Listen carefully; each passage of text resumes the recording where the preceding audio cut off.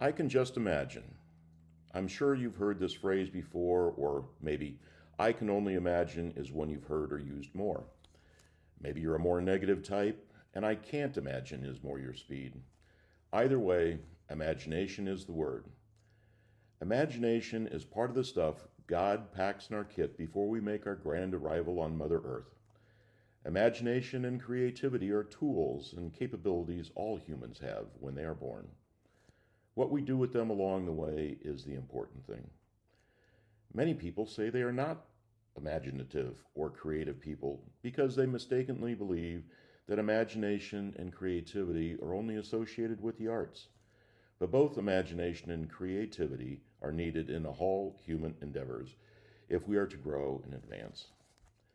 One aspect of imagination I'd like to focus on today is empathy. It takes imagination to develop empathy, to be able to put yourself in someone else's shoes or to see something or understand something from another person's perspective. The thing about empathy, though, is that it is not part of our kit when we enter the world. However, it can be taught. And once learned, it resides in our amygdala, which is a collection of nuclei found in the temporal lobe of the brain. There are two amygdala, one in each cerebral hemisphere. Again, empathy is a tool that must be learned and developed with practice. We learn it from others, who provide examples and provide lessons from which we learn. At this point, you may be saying to yourself, okay, reel 'em in. What does this have to do with today's gospel lesson? The relation is this. In today's gospel, Jesus is further expanding his teaching to include the Gentiles. Jesus is further building his community, and to build long-standing, sustainable communities, you need empathy.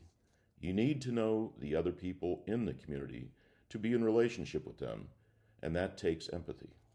It takes empathy to not just say, oh yeah, I know Mike and Terry, and not just by them by name only, but because we are friends, we have shared time with each other. We have listened to each other.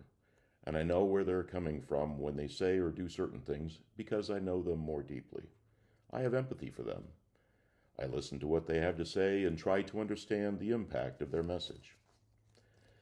Jesus is our ultimate teacher and has infinite empathy and compassion for us all. He leads us by example as he teaches us about building community, about inclusion, about tolerance. By example, he shows us how to live out his commandment about loving our neighbors as ourselves, a commandment we hear almost every Sunday. It must be important. Another way Jesus shows us empathy and compassion is by the people he seeks out. We hear many stories about tax collectors, criminals, people with loose morals, outcasts, the poor, the unclean, the sick, the fearful, and the hurting, being saved by Christ and becoming part of the growing Christian community. He didn't go after the high and mighty, the distinguished, the powerful, or the celebrities. Let's face it, he's going after all of us. Just look around and see the people that need help letting go and letting God help in their lives. I see it every time I look in the mirror. Being a Christian means being in community. A person who believes they are a lone wolf Christian probably has some crisis of expectation. We work out our realities in relation to each other, not in a vacuum. But let's get back to the gospel story for today. Jesus is traveling to the land of the Gerasenes, a land of Gentiles opposite a lake from Galilee where he wants to teach. When he arrives, the first person he meets is a crazy, naked, bedeviled man shouting at Jesus at the top of his lungs. Here I can imagine Jesus saying, "You're just the person I was looking for." The stories of Jesus have preceded him, as the man not only knows his name, but knows he is the Son of the Most High God. He shouts at Jesus, asking him what he wants of him, and begs not to be tormented. I imagine that the man is bitter, as he feels neglected and unheard, and that the only way Jesus could torment this man is to leave him alone, to walk away and not deal with his demons. We aren't told what the demons are or how they came to possess the man, just that they are legion, providing a metaphor for what saving this man means regarding the power and scope of Jesus' saving grace.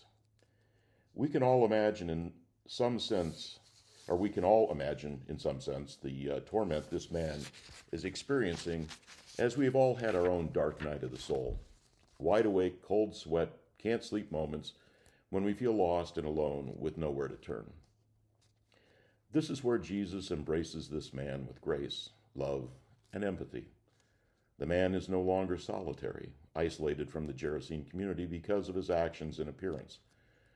Jesus has welcomed him into the Christian community, and the transformation is striking when we next see him in the story, and not just because he is now wearing clothes. The man is calm, sitting at the feet of Jesus. He is relevant again.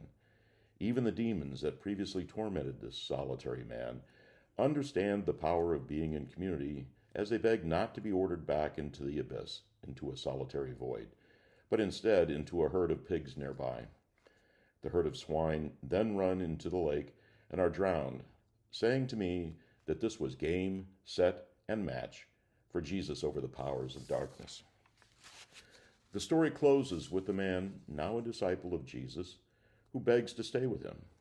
But Jesus sends him away, saying to return to his home, to proclaim how much God has done for him. Even in Jesus' brief statement, the importance of community is shown, as previously the man had been living in ritual impurity in tombs. But now he's told to go home, which he does, proclaiming how much Jesus had done for him. We at St. Anne's have many conversations going on right now about community. Where do we go with these? Do we have the empathy to work for understanding and compassion within these conversations? What is possible here? I can only imagine. Amen.